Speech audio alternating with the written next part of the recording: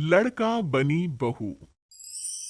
पूरे 28 साल का हो चुका था ऋषभ, लेकिन शादी करने को तैयार ही नहीं था। माँ बाप पूरी तरह से परेशान हो चुके थे। जब भी किसी लड़की का रिश्ता ऋषभ के लिए लेकर आते तो वो शादी करने से साफ मना कर देता, चाहे लड़की कितनी भी सुंदर, कितनी भी अच्छी क्यों ना हो। ऋषभ के माँ बाप को इसकी वजह समझ में नहीं आ रही थी। अरे ऋषभ बेटा, अच्छी खासी नौकरी लग गई है, दिखता भी इतना अच्छा है, आखिर बात क्या है, तुझे शादी क्यों नहीं करनी? देख, तू हमारा इकलौता बेटा है, अगर तू शादी नहीं करेगा तो कैसे काम चलेगा? लेकिन मैं शादी करना ही नहीं चाहता, मुझे कोई लड़की पसंद नहीं आती। अरे बेटा, अगर कोई लड़की तुझे पसंद हो तो उससे शादी कर ले, हमें कोई ऐतराज नहीं है। हाँ ऋषभ बेटा, अब देख, तेरी माँ से भी काम नहीं होता। घर में एक बहू आ जाएगी तो कम से कम घर का माहौल भी अच्छा होगा और तेरी माँ को मदद भी मिल जाएगी। लेकिन मम्मी पापा कहाँ ना, मुझे लड़कियाँ पसंद ही नहीं आती। अरे लड़कियाँ पसंद नहीं आती तो क्या लड़का पसंद आता है? वो तो वक्त आने पर ही पता चलेगा। ऋषभ की बात सुनकर उसकी माँ और पापा का सर चकरा जाता है।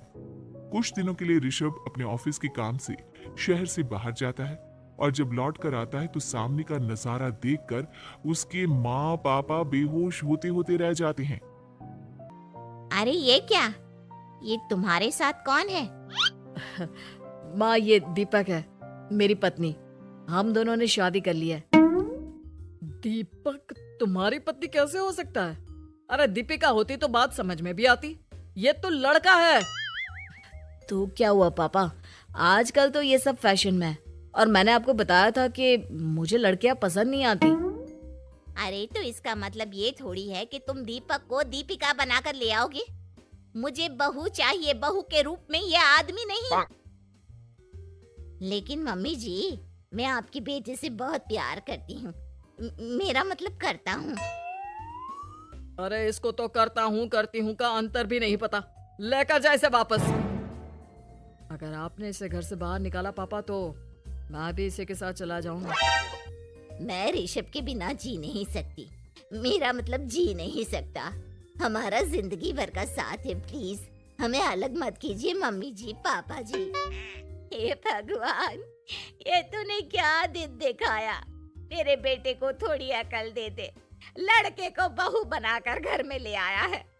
अब क्या होगा, हम दुनिया को क्या मुंह दिखाएंगे? माँ, बेकार में परेशान हो रही हो। दीपक आपके सारे काम करेगी और एक अच्छी बहू की तरह आपके साथ रहेगी, देखना। पहले तो खुद तो क्लियर कर ले कि यह कुछ करेगा या करेगी, बाद में हम सोचते हैं कि हम क्या करें।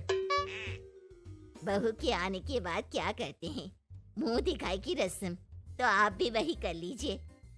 आप चाहे तो मैं पूरे मोहल्ले में न्योता दे आती हूँ। अरे रहने दे, तेरी वजह से बेइज्जती और ज्यादा होगी। आई बड़ी, अब मेरा मतलब है आया बड़ा न्योता देने वाला। अगले दिन सुबह की वक्त दीपक बड़ी नजाकत से चलता हुआ सबके लिए चाय बनाकर सुबह सुबह बालकनी में आ जाता है। प्रणाम मम्मी जी, प्रणाम पापा जी। ये देखिए, चाय बिल्कुल आपकी पसंद की है। मुझे ऋषभ ने सब कुछ बता दिया था कि आपको क्या क्या पसंद है। हे भगवान, ये सब क्या हो रहा है? ये क्या नौटंकी है? नौटंकी कहाँ है? माँ देखिए तो, मेरा दीपक आपका कितना ख्याल रख रहा है।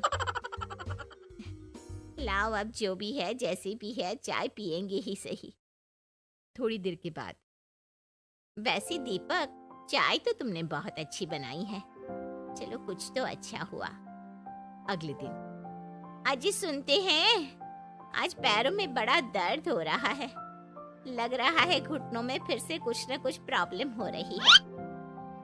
डॉक्टर ने वो दवाई दी थी, उसकी मालिश करो ना अपने घुटनों पर, आराम मिल जाएगा।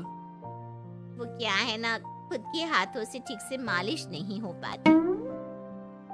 अरे मम्मी जी, आपको परेशान होने की क्या जरूरत है, मैं हूँ ना, लाइए मैं आपके पैरों पर मालिश कर देता हूँ, मेरा मतलब कर देती हूँ। अरे रहने दे, घर में बहू होती तो सेवा करती, यहाँ तो आदमी बहू बनकर बैठा हुआ है। मम्मी जी नाराज मत होइए, एक बार मुझे मौका तो दीजिए आपकी सेवा करने का।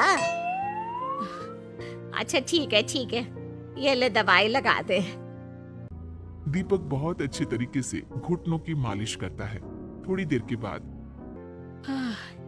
इतना आराम मिल रहा है क्या बताऊं। ऐसा लग रहा है मेरे घुटनों में कभी तकलीफ थी ही नहीं।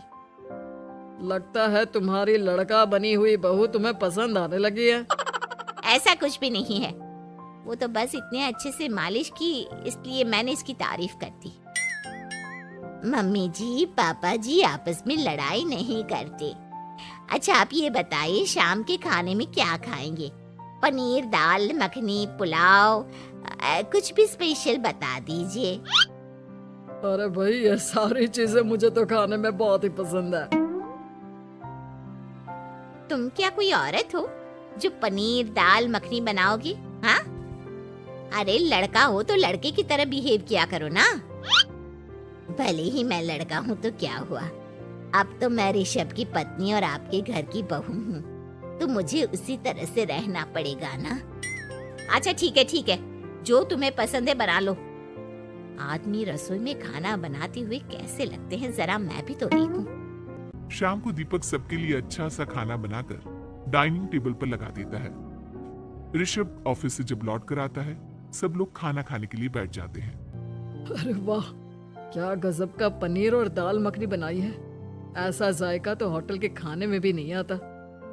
दीपक कितना अच्छा खाना बनाती हो, मेरा मतलब बनाते हो।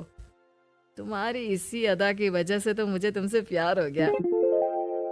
अरे बहुत हो गया, आदमी होकर आदमी से प्यार करते हो।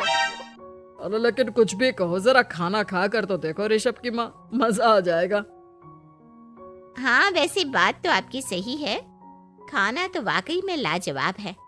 इतना स्वादिष्ट पनीर तो मैंने अपनी जिंदगी में नहीं खाया। कितना अच्छा होता अगर ये दीपक दीपिका होती। और फिर अगली सुबह कुछ ऐसा होता है जिसे देखकर ऋषभ के माँ और पापा ना केवल खुश होते हैं बल्कि हैरानी से उनकी आंखें फटी की फटी रह जाती हैं। उन्होंने जो नजारा अपनी आंखों के सामने देखा उसे देखकर उन्हें अपने आप पर भरोसा नहीं हुआ। सुबह का वक्त था, सब लोग बालकनी में बैठकर सुबह की चाय का इंतजार कर रहे थे। तभी रसोई में से एक बहुत ही खूबसूरत लड़की जिसके लंबे लंबे बाल थे और जिसने साड़ी पहनी हुई थी, हाथ में चाय की ट्रे लेकर वहां आती है। अरे ये कौन है? रातों रात हमारा लड़की बहू बन गया क्या? मुझे लगता है कोई सपना देख रहा है। इतनी सुंदर बहू तो हमने सपने में भी नहीं देखी। देखा माँ, जादू हो गया जादू। अरे लेकिन ये है कौन? तुम्हारा वो आदमी वाला पत्नी कहाँ चला गया? आपने मुझे पहचाना नहीं? मैं दीपक नहीं दीपिका हूँ। इतने दिन से लड़के के कपड़े पहनकर आपके घर में आपकी बहू बनी हुई थी। माँ ये दीपक नहीं, दरअसल ये दीपिका थी, लेकिन इसे लड़कों की तरह रहने का शौक था और इसे लड़की की तरह रहना मंजूर नहीं था, इसलिए मैं इसे लड़के के रूप में आपकी बहू बनाकर यहाँ ले आया। तो फिर अचानक ये उसका हृदय परिवर्तन और रूप परिवर्तन कैसे हो गया? वो क्या है ना, मुझे बाद में एहसास हुआ कि आप लोग इस बात को लेकर बहुत दुखी हैं कि आपकी बेटी ने एक लड़की के साथ शादी की है, इसलिए मैं अपने असली रूप में वापस आ गई। हमने कोई पुण्य कर्म किए होंगे जो तुम्हारे जैसा, मेरा मतलब तुम्हारे जैसी बहू मिली, इतनी खूबसूरत और इतना ख्याल रखने वाली। भला हो भगवान का कि हमें लड़की बहू मिली है, लड़का बहू नहीं।